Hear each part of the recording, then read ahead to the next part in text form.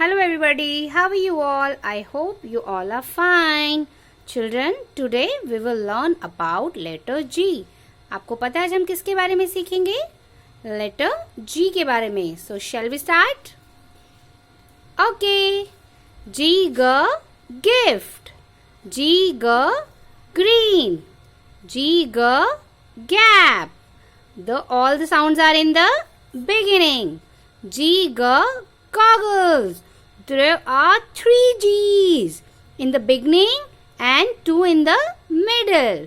Very good. G G tiger. The sound is in the middle. G G mango. Again sound is in the middle.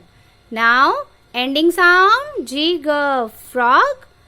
G is at the end. G G dog. Again sound is at the end. Very good. Now how to draw G?